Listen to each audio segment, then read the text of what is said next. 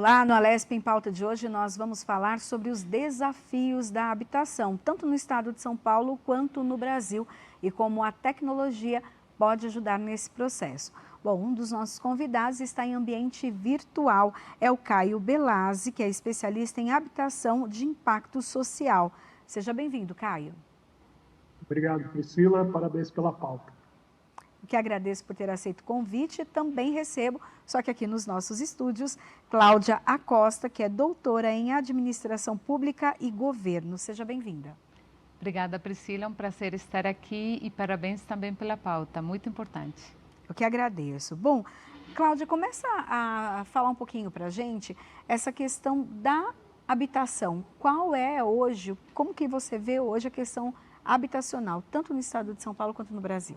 Bom, a questão habitacional, ela é um problema antigo, né? A gente, assim, qualquer um de nós sabe que desde tempo atrás a gente tem problemas habitacionais.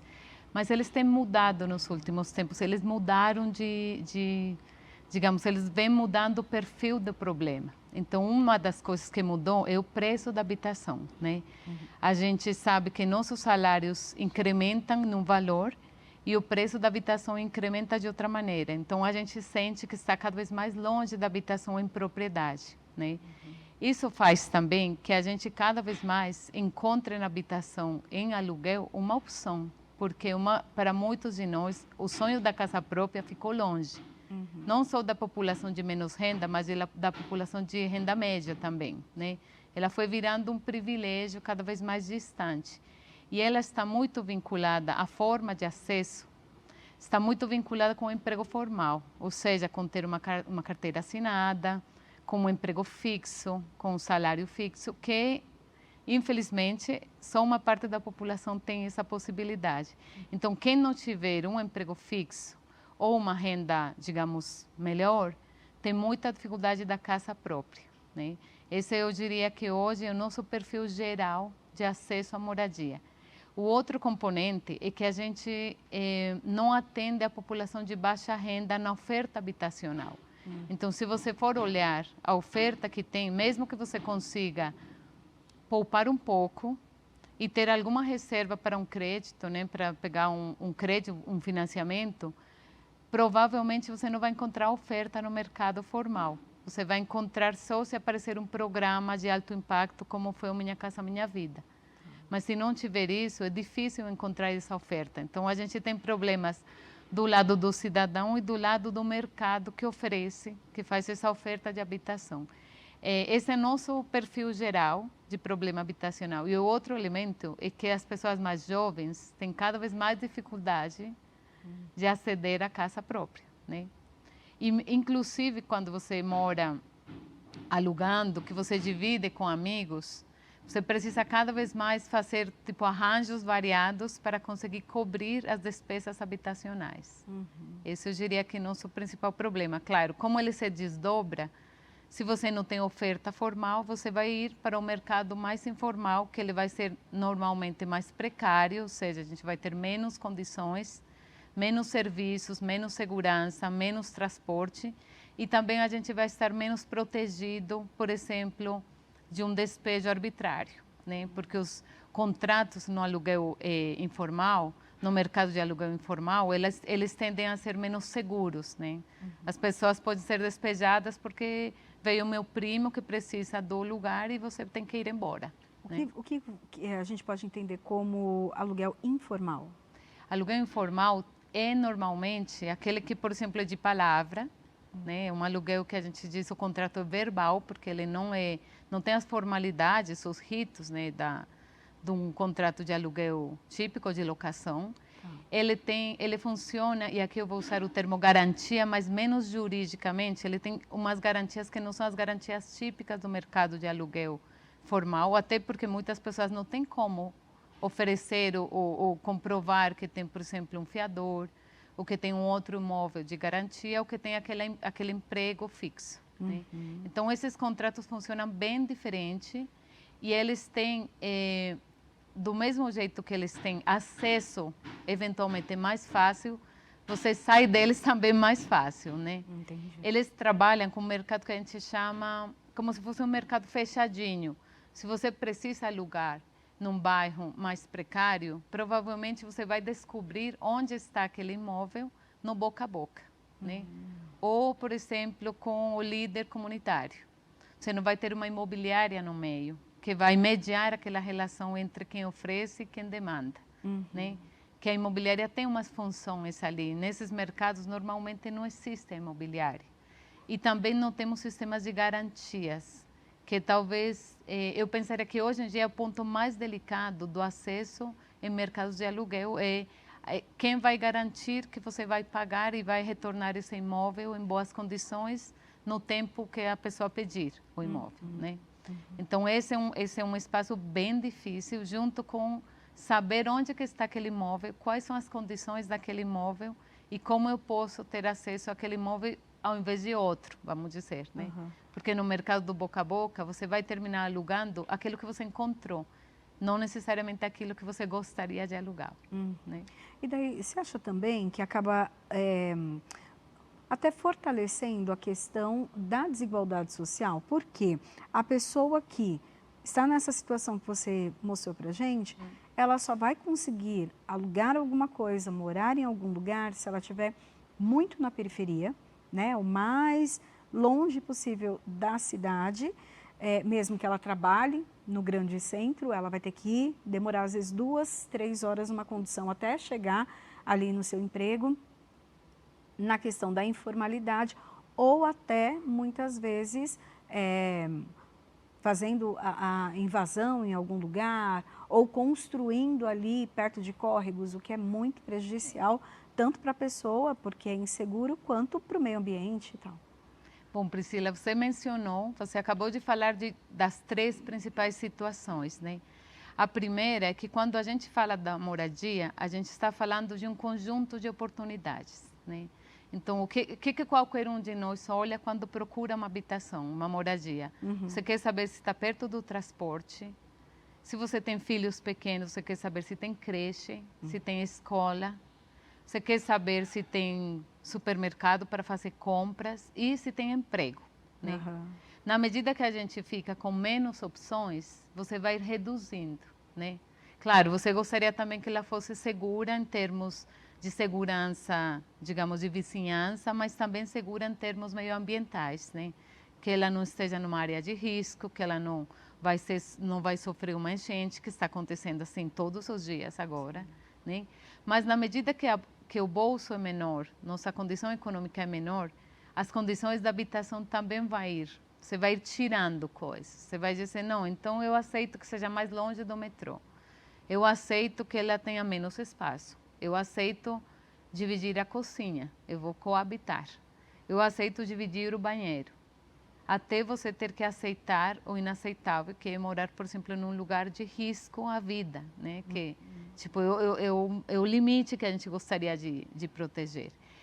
Nossas cidades são cidades muito segregadas, que a gente chama. Então, você tem uma área privilegiada que tem boa parte dessas coisas que a gente gostaria e tem áreas que não tem quase nada, né? Como se fossem extremos, né?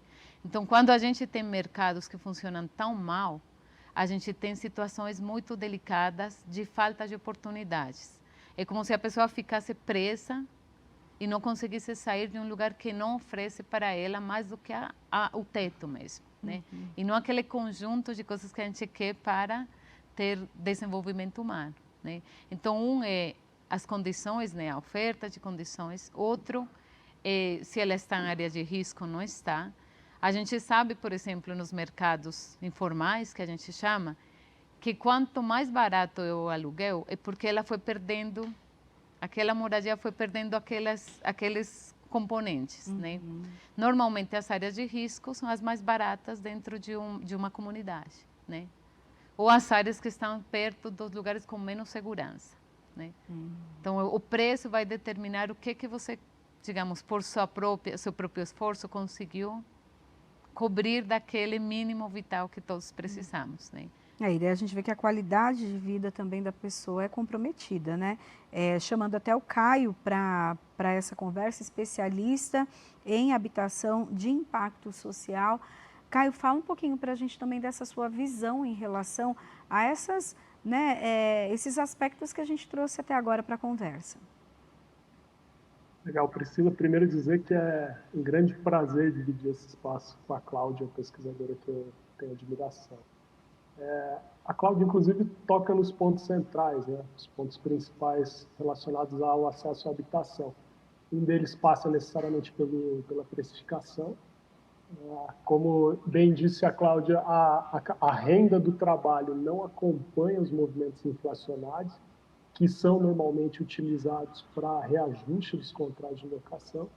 E isso cria uma situação onde se tem uma renda defasada em relação ao acesso à habitação. Mas não só isso, acaba havendo também uma dificuldade de determinados públicos ou determinadas camadas da sociedade acessarem o mercado de habitação que a gente chama formal, onde existe um contrato, existe uma imobiliária fazendo a intermediação e existe a segurança financeira daquela transação. Então, esta é uma ineficiência de mercado que acaba punindo a maior parte das famílias brasileiras. O pesquisador Sérgio Firpo, do INSPER, publicou um trabalho ali no momento da Covid, onde ele faz um levantamento que demonstra que 11 milhões de famílias vivem e dependem do aluguel. Para morar, precisam despender recursos com aluguel. 77% dessas famílias estão localizadas na renda familiar de até 6 salários mínimos, onde nós sabemos que os níveis de informalidade são maiores, os níveis de pessoas que têm alguma restrição do nome são também maiores.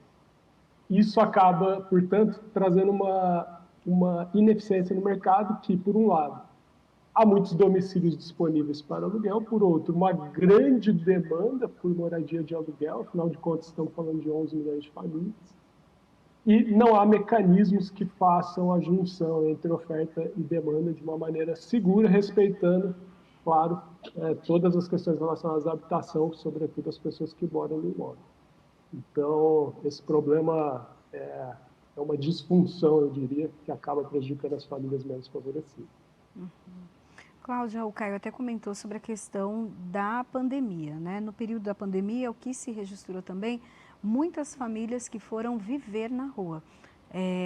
Então, famílias inteiras, né? Antes a gente tinha até dados de pessoas que tinham problema com drogadição, enfrentavam essa situação.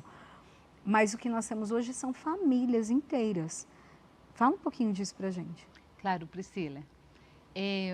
A pandemia, ela agudizou quem já estava numa situação difícil, ficou pior, né?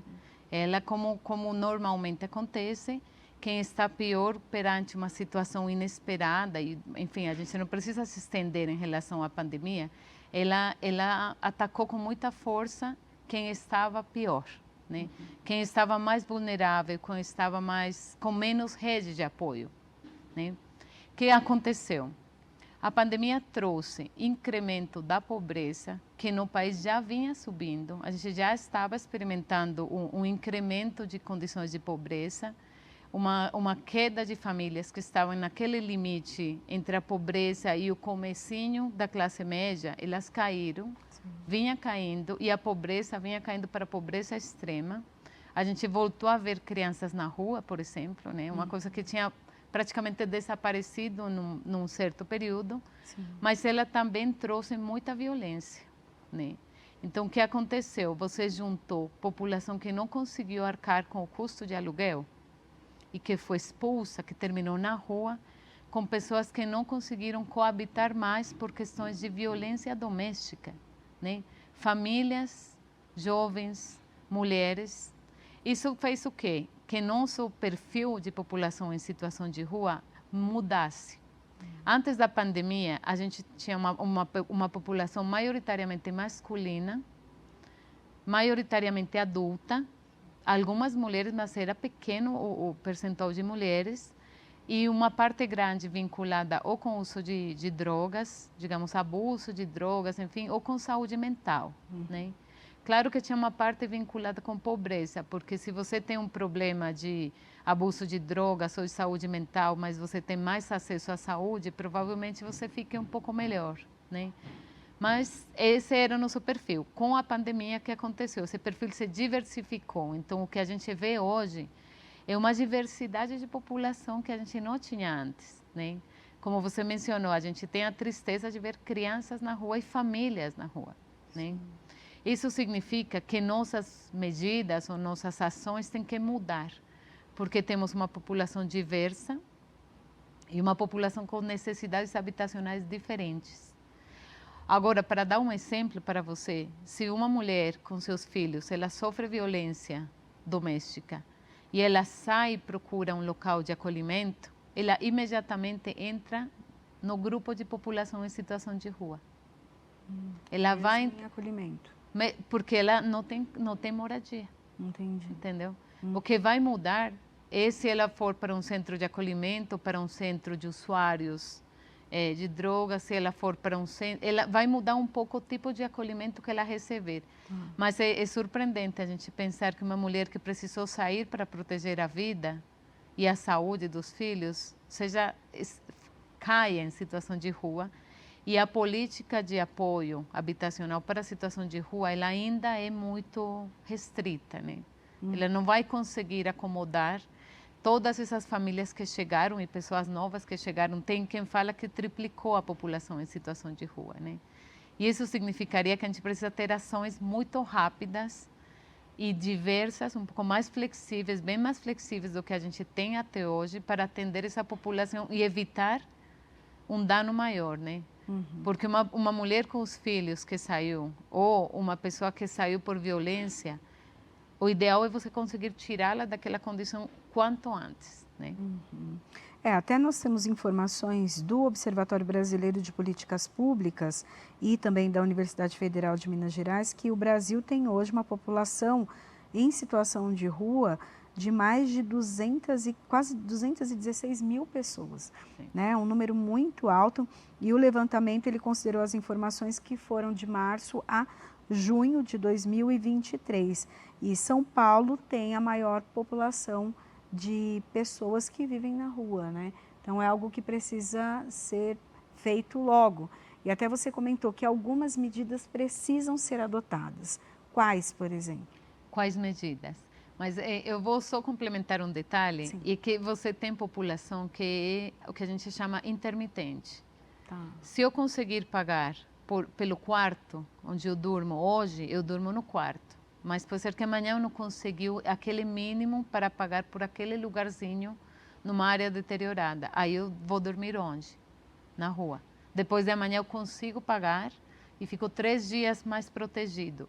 Tem um monte de população que está numa condição econômica muito precária, que está vivendo aquela intermitência, né? Ela entra e sai de um lugar que ela consegue pagar para ter uma moradia, né? Medidas. Nós temos historicamente umas políticas de habitação que elas foram historicamente centradas na casa própria, né? E tudo que não fosse a casa própria, que era, digamos, nosso ideal, foram considerados, de certa forma, como se fossem medidas emergenciais. Emergencial, então eu te dou uma solução emergencial. Essa solução emergencial pode ser aquele lugar de acolhimento tradicional, que ele é muito pouco, digamos, ele não consegue resolver muito o problema de pessoas em situação de rua. Sim. Mas ele é o tradicional que a gente tem.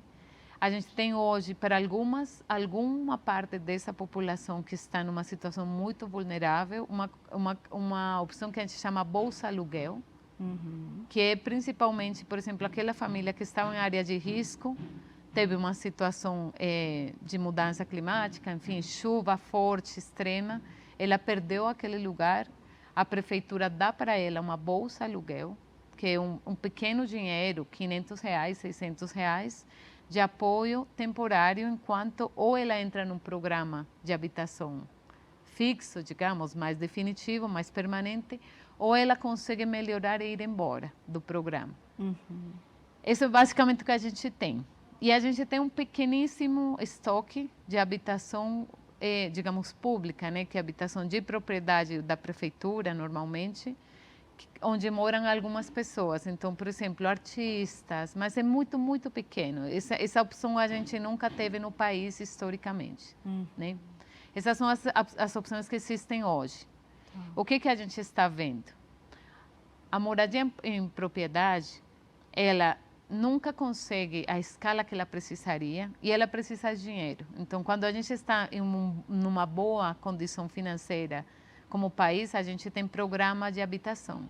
Quando você não tem, ele vai desaparecendo, ele vai minguando. Os governos estaduais, eles colocam dinheiro para habitação, normalmente ou para fazer versões de habitação estilo Minha Casa Minha Vida, ou para apoiar um programa federal ou apoiar um programa municipal, mas sempre com esse perfil, né?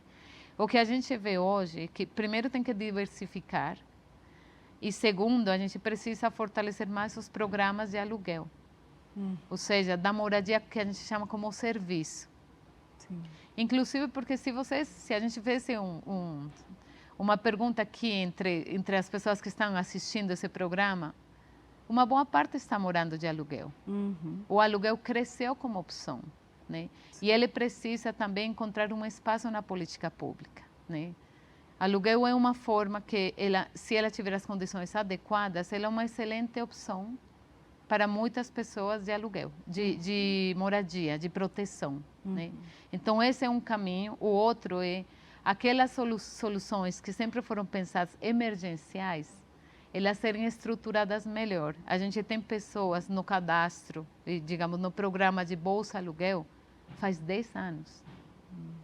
Isso não tem nada de emergencial, isso é permanente, né?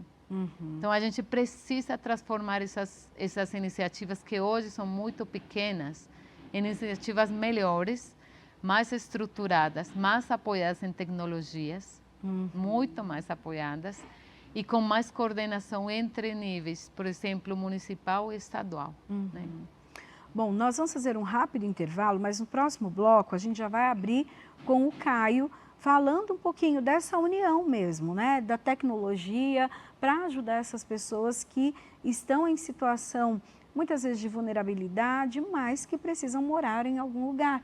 Afinal de contas, moradia também é dignidade. Daqui a pouquinho a gente volta.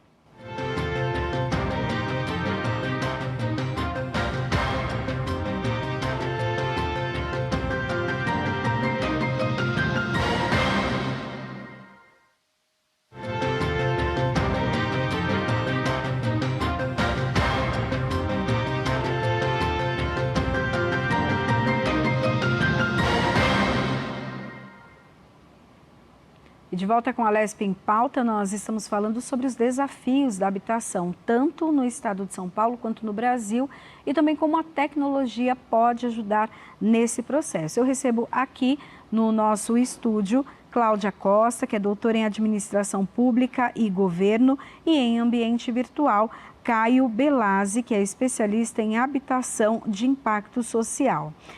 No primeiro bloco, nós falamos bastante, né, sobre os desafios. O que a gente tem hoje? Né? Qual é o cenário atual da habitação? E também falamos de como a tecnologia pode ajudar. Tanto que eu joguei já no finalzinho do programa que o Caio ia abrir falando sobre isso. Caio, como a tecnologia pode ajudar nesses desafios que são tão grandes? Existem algumas estratégias onde a tecnologia pode ser bastante efetiva. E é claro que quando se fala de habitação, o assunto é complexo e permite inúmeros recortes, né? Então, a gente pode olhar para a tecnologia impactando em soluções de habitação para aquelas populações em situação de rua, como a gente conversou no último blog, mas também a gente pode pensar a tecnologia apoiando públicos que não estão em situação de rua, mas se não tiverem algum tipo de facilitação no processo de locação, podem vir a se tornar uma população em situação de rua. Então, de maneira fundamental, para usar alguns exemplos, né, é possível que a tecnologia possa ajudar na organização do acervo de imóveis disponíveis, porque há uma quantidade considerável de imóveis disponíveis para alocação e imóveis vazios. O último censo revelou cerca de 12 milhões de domicílios vazios. Claro que nem todos estão disponíveis à alocação, não é esse o ponto, mas a tecnologia pode, sem dúvida, ajudar a organizar esse acervo de moradia, por um lado. Por outro lado, a tecnologia pode ser uma aliada na própria gestão da política pública, como o Bolsa Aluguel mencionado pela Cláudia no último bloco.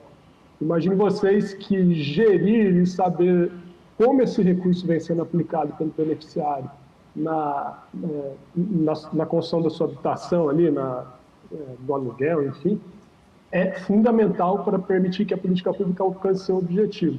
Eu, quando visitei a Zona Leste de São Paulo há algum tempo, eu identifiquei pessoas que eram beneficiárias do programa e, por exemplo, elas retornavam para áreas insalubres. Não havia, portanto, um link ali entre a qualidade da habitação e como aquele recurso está sendo empregado. Então, a tecnologia também poderia ajudar nesse tipo de problema. E uma questão óbvia é que a tecnologia pode ser utilizada para levantar o risco dessas operações de locação, de modo a permitir que o próprio poder público ou até atores da iniciativa privada, da sociedade civil, constituam fundos que permitam operacionalizar esse aluguel para pessoas mais necessitadas e eliminar o risco dessa transação de aluguel, uma vez que nós estamos falando desses vários segmentos, inclusive de populações em situação de rua. Então, eu resumiria o papel da tecnologia, numa primeira leitura, a esses aspectos. Como a tecnologia poderia fazer, por exemplo, o rastreamento desses imóveis? Como você disse, o IBGE fez um levantamento, mostrou então que tem imóveis desocupados, mas não significa que eles estão disponíveis para alocação. A tecnologia ajudaria de que maneira? Como as pessoas conseguiriam comunicar, né, que esses imóveis estão disponíveis? Como funciona isso? Imagine você, se hoje você tiver a intenção de locar um imóvel, você provavelmente vai buscar numa ferramenta de busca na internet ou então nos famosos portais de anúncios. Ocorre que esses portais de anúncios que reúnem a oferta formal de locação, eles muitas vezes têm dados duplicados e com certeza não tem todo o estoque disponível no site de uma imobiliária, por exemplo. Então, imagine você que hoje consultar o estoque de imóveis para uma cidade requer que você visite cada um dos sites das imobiliárias habilitadas naquele território. Isso certamente não é eficiente do ponto de vista de organização da oferta. Então, a tecnologia poderia ser utilizada, por exemplo, para capturar dados nos sites das imobiliárias e organizar esses dados de maneira que nós tivéssemos um grande índice de imóveis disponíveis, organizados territorialmente, e com isso facilitar que as pessoas pudessem encontrar esses imóveis que estão ali disponíveis para aluguel. Então, essa é uma das bases onde a tecnologia poderia ajudar. Pelo lado da demanda, o que falta é justamente um agente garantidor da transação para mobilizar todos os participantes do mercado, imobiliários, os proprietários, a acessarem um mercado de aluguel que hoje eles não acessam, que é justamente o mercado das pessoas menos favorecidas. Então, tecnologia de análise de dados poderia ser empregada de modo que a gente conseguisse fazer essa ponte. Então, em resumo, por um lado, organizar muito bem essa oferta e, por outro, permitir que a demanda chegue à oferta. Cláudia, isso ajudaria até naquela situação que você apresentou no primeiro bloco de que, por exemplo, nas comunidades ou na periferia, muitas casas só são alugadas ou só se sabe que tem uma casa para alugar no boca a boca. Então, não há um sistema, não há uma plataforma que você ali acesse e saiba, né? Tem acesso. Isso mesmo, Priscila. Uma das coisas que a gente encontra no grupo onde eu trabalho, né, que é o FGV Cidades, é que temos vários problemas e a tecnologia poderia ajudar a fechar eles. Um é o que o Caio mencionou, que a gente chama de problemas informacionais, que você estava falando, né? A gente normalmente compra um pouquinho no escuro e aluga um pouquinho no escuro no mercado formal. Já no informal, não existe nada diferente do boca a boca. Mas se nós tivéssemos plataformas que estivessem dispostas a atender esse mercado mais popular e a fazer uma intermediação, ou apoiar essa intermediação para que a oferta de imóveis seja mais, digamos, mais aberta, todos consigamos saber, a pessoa que vai alugar conseguiria tomar melhores decisões, né? Outro problema que pode resolver uma plataforma é um problema que a gente fala pouco, mas que ele existe, que é a discriminação. Quando você é uma pessoa que vai alugar e quem tem o imóvel sabe, por exemplo, que você tem uma bolsa aluguel do governo, que parte do aluguel você vai cobrir com uma bolsa e o resto com o seu trabalho, pode ser que a pessoa não queira alugar para você. Essa discriminação existe e ela tem vários motivos, alguns deles inclusive infundados. Porque se estima que as pessoas de menos renda são piores pagadores. Mas disso o Caio sabe melhor do que eu, porque ele trabalha com isso. O outro elemento é esse elemento de cobertura de risco, né? Nossos mercados financeiros, eles são estruturados da mesma maneira que o acesso à casa própria. Então, para quem tem emprego formal, para quem já tem garantias, para quem já está melhor. Mas existem pouquíssimos produtos para o mercado popular, digamos, de financiamento. Então, a gente poderia, com o apoio das tecnologias, a gente poderia ter um melhor desenvolvimento de produtos que ajudem a cobrir esse risco e permitam que as pessoas acessem a esse mercado, né? Porque parte delas não conseguirem ter acesso a esse medo do risco, né? O outro elemento que eu gostaria de colocar é que com o apoio de plataformas e de maior entrada de dados, vamos dizer, de informações de mercado popular, as pessoas poderiam, inclusive, sair da periferia e ir para um outro lugar um pouco melhor localizado, no qual elas encontrem um imóvel barato. Isso existe. Existe o que a gente chama janelinhas de oportunidade. Quando você caminha na rua, você encontra que os bairros, eles são menos homogêneos do que a gente acha que eles são. Então, você tem uma quadra que tem imóveis talvez mais populares, que tem uma oferta mais flexível, mas uma pessoa que não mora nesse bairro não tem como saber, é impossível para ela. Então, inclusive, as pessoas poderiam ganhar flexibilidade para mudar de uma localização para outra melhor. Melhor, por exemplo, para trabalho, sabe? As pessoas ficam muito reféns do lugar onde elas têm informação. Ô Caio, e até dentro disso, já existem plataformas que ajudam a população nessa questão de achar ali um imóvel que tanto caiba no bolso ou tenha um acesso bom ali para o trabalho. Enfim, já existe alguma coisa?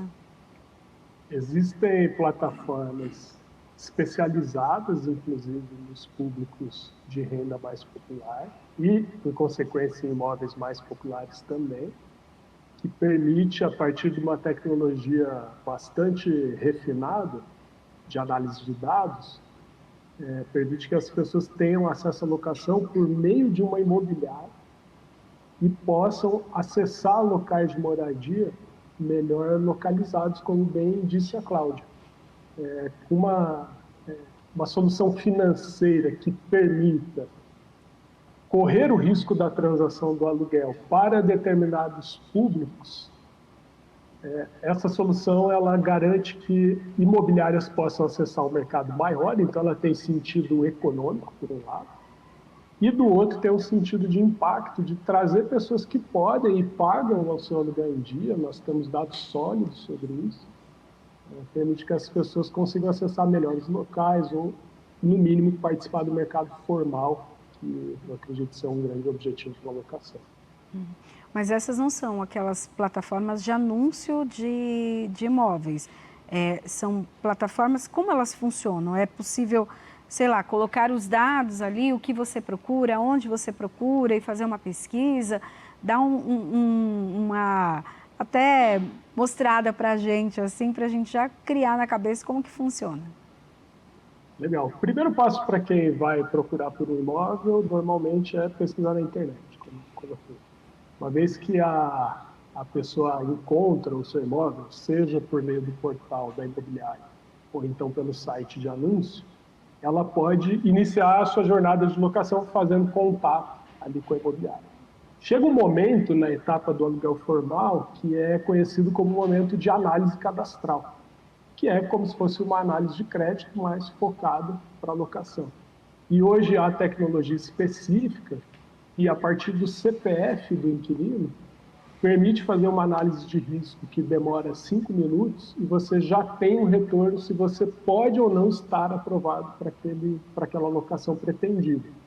Então, é um processo simples, um processo rápido, amplamente baseado em tecnologia, e a partir dessa aprovação você tem a segurança da transação financeira, ou seja, se eu tiver uma dificuldade em determinado mês e precisar atrasar o aluguel, eu tenho ali uma plataforma que garante esse pagamento para o proprietário, para o imobiliário, e consegue segurar o inquilino ali, claro, o bom inquilino, numa determinada dificuldade que ele eventualmente passe em algum mês. É um processo bem simples, bem natural e que envolve, como eu digo, é importante a imobiliária dentro do processo. Esse tipo de tecnologia, Cláudia, também pode ajudar a devolver a dignidade à pessoa, né? Porque, como eu disse até no finalzinho do bloco anterior, a moradia é a dignidade, né? É dignidade. Certamente a gente acha que essa é uma possibilidade de democratizar o acesso à habitação e habitação digna, né? As possibilidades das plataformas. A gente tem muito desenvolvimento tecnológico para os mercados tradicionais, mas a gente precisa muito desenvolvimento tecnológico para os mercados populares, que no final das contas são a maioria das pessoas, né? A gente acha que hoje em dia em vários lugares, pelo menos aqui em São Paulo, capital, você tem bairros que 30%, 40% da oferta que você tem ali de imóveis é aluguel. A gente está falando cada vez mais de um mercado maior, né? E essa possibilidade de ter um olhar, eu vou chamar com mais carinho, mas que na verdade é um olhar mais cuidadoso daquele possível, daquela pessoa que possivelmente vai alugar, é uma coisa muito importante. A gente tem relatos de pessoas que nunca entraram no mercado de aluguel formal porque simplesmente nem sabem como funciona. Elas sempre moraram no mercado informal, vamos dizer, no mercado da comunidade, com as regras desse mercado. E quando você conversa com elas e pergunta se elas teriam interesse, por exemplo, de mudar para outro bairro, elas dizem, mas eu não sei nem como entrar. Assim, tem vários obstáculos ali, além das barreiras financeiras, das barreiras, digamos, econômicas, informacionais e econômicas, tem a barreira de conhecimento mesmo de um mercado que historicamente excluiu as pessoas, né? Então, certamente as plataformas podem desenvolver muitas tecnologias que abram essa compreensão.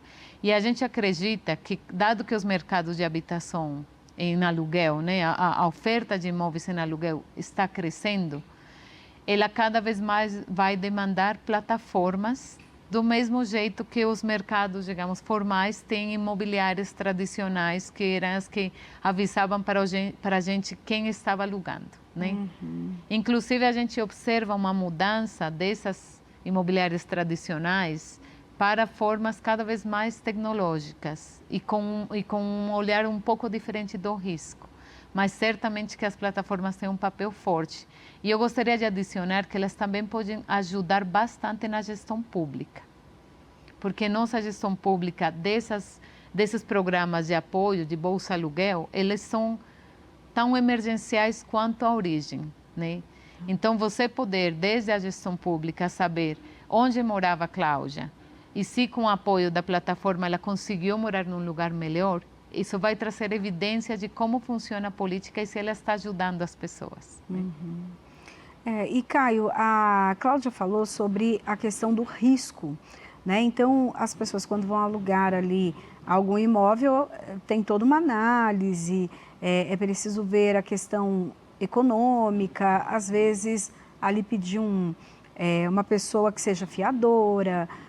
Eu já escutei casos até de pessoas que foram alugar, tinham fiador, estava tudo certinho, porém aquela pessoa que moraria naquela casa estava com nome sujo e a casa não foi alugada para aquela pessoa. Como a tecnologia também pode ajudar essas pessoas que estão negativadas por um momento, por uma situação da vida, mas também precisam de uma habitação, né? Exato. É fundamental que a gente desenvolva tecnologias específicas que deem conta de tratar os problemas que são recorrentes no Brasil. Então, eu sempre digo que não adianta eu vir aqui desenvolver uma tecnologia para permitir acesso à moradia que não considere os trabalhadores com renda informal. Eles são quase 40 milhões de brasileiros e brasileiras. Não adianta, por outro lado, eu aplicar regras da indústria de crédito, que são regras muitas vezes importadas de outras realidades, para uma população que gasta uma fatia expressiva da sua renda com alimentação e habitação, e que muitas vezes está negativada. Nós estamos falando de cerca de 70 milhões de pessoas com o nome no serviço de proteção de crédito. Então, é preciso conectar todo o desenvolvimento tecnológico, e aqui tem um papel fundamental a academia, a própria iniciativa privada, as organizações da sociedade civil, de pensar e unir esforços, e bem como o poder público também, para endereçar problemas específicos e relevantes da nossa sociedade. Então é preciso, a tecnologia pode ajudar muito. O universo dos negativados, por exemplo, ele não é uniforme. Então, se você aprofunda nessas informações, é possível identificar perfis com riscos maiores ou menores. Hoje, a análise de crédito tradicional, ela se fia muito numa decisão binária, ou seja, se ele está com o nome incluso em serviço de proteção ao crédito, então nós não vamos habilitar qualquer possibilidade financeira. E isso acaba excluindo muitas pessoas desse processo. Ok, você trabalha, né, especialista, na verdade, nessa área de habitação social. Como que o teu trabalho influencia e tem ajudado as pessoas? O que a gente procura trabalhar aqui no dia a dia é construir métodos de análise de risco que levem em conta as características do público-alvo que nós queremos atender por meio da nossa tecnologia. Então, o primeiro passo para conseguir desenvolver tal tecnologia é conhecer muito bem as realidades, e não é através do monitor, é justamente visitando territórios e tentando entender um pouco da dinâmica desses mercados. Foi comentado no primeiro bloco, mas é exatamente comum você ir a um açougue no bairro e ele está repleto de papéis na parede com a oferta de imóveis, quartos para alugar. Então, o trabalho do dia a dia aqui é tentar, a partir do CPF, o documento de identificação da pessoa, analisar muitas informações associadas ao histórico dessa pessoa e decidir por uma possibilidade de aluguel ou não. Então, é isso que a gente tem feito no dia a dia aqui. Cláudia, a gente tem também, quando se fala na habitação social, algumas alternativas. Por exemplo, a cidade de São Paulo, temos inúmeros prédios abandonados, por inúmeros motivos também, mas alguns que podem ser até colocados para o aluguel. Infelizmente, tem uma situação de invasão em muitos deles, até por conta dessa falta de habitação disponível. Isso também daria, a tecnologia também daria para ajudar nesse sentido, de não termos os prédios invadidos, porque ali também não tem nada de segurança, não tem critérios de segurança, não tem os acessórios de segurança, as pessoas não estão vivendo ali com uma qualidade de vida, e também de uma contrapartida ao governo ter um repasse se aquele lugar fosse alugado, por exemplo, adequado e alugado, e ter a contrapartida, né? A tecnologia pode ajudar hoje a identificar quais imóveis estão vazios, ou como a gente chama, estão ociosos, né? Porque a gente considera, talvez a ideia mais importante quando a gente vê um imóvel que não está sendo utilizado é que ele está ocioso por oposição a que ele poderia ser útil para nós como sociedade, né? Então, a ideia da ociosidade é uma ideia que a gente persegue, a gente está atrás dela faz muito tempo, mas a gente não encontrou muitas soluções de política pública para ela, né? Então, a tecnologia pode ajudar, sim, a identificar quais imóveis estão com um uso que aparentemente é muito reduzido ou sem uso, né? Mas aí a gente tem um obstáculo que tem um lado bem jurídico, Priscila, que tem a ver com a comprovação de que aquele imóvel está sendo ou está em ociosidade ou está sendo subutilizado, né? E nós temos toda uma discussão no mundo urbanístico e jurídico em relação a se essa pessoa que é proprietária tem a liberdade de manter seu imóvel ocioso ou se ela tem um dever com a sociedade de colocar aquele imóvel ali para ele ser útil, né? A gente entende que ele deveria ser útil, que ele deveria servir. Como a gente pode cruzar esses imóveis ociosos com a necessidade de habitação, né? Um pouco por aqui vai tua pergunta. Tem sistemas e a gente tem exemplos assim e muitos, principalmente projetos pilotos, ou seja, pequenos, em que os municípios, por exemplo, incentivam o proprietário a ele colocar aquele imóvel em aluguel, né? Colocar ele em utilidade. Então, um município pode incentivar ele pressionando ele. Se você não se mexer, se você não tiver uma atitude com aquele imóvel, você vai ter que pagar um IPTU mais caro, por exemplo. Esse é um tipo de incentivo, a gente chama incentivo em economia, mas não parece um incentivo na nossa cabeça, né? Mais uma pressão para a pessoa mudar seu comportamento. Outros municípios, por exemplo, fazem programas normalmente, principalmente quando você tem um conjunto de imóveis vazios numa área, porque quando você tem muitos imóveis na mesma área, é um fenômeno diferente daquele imóvel que está solto, em um bairro que tem dinâmica, que tem vitalidade. Quando ele é um imóvel isolado, é um assunto que tem muito a ver com o comportamento do proprietário. Então, pode ser uma família que está resolvendo uma herança e fica 20 anos naquela briga e não tem nenhum problema em deixar aquilo largado, né? Mas quando você tem muitos imóveis vazios numa área, você tem outros problemas ali que exigem outras atuações do poder público. Sim, de segurança, por exemplo, né? De segurança, mas também de atividades, né? Normalmente, esses imóveis estão em áreas que perderam vitalidade, que perderam vida, que perderam população, que perderam atividades econômicas e que vão ficando cada vez mais inseguras, né? Então, aí você precisa outras estratégias. Agora, claro que daria para pensar projetos pilotos em que esses proprietários de imóveis vazios coloquem esses imóveis no mercado popular de aluguel e, por exemplo, o governo ofereça, ou dentro das opções para uma família, essa seja uma opção.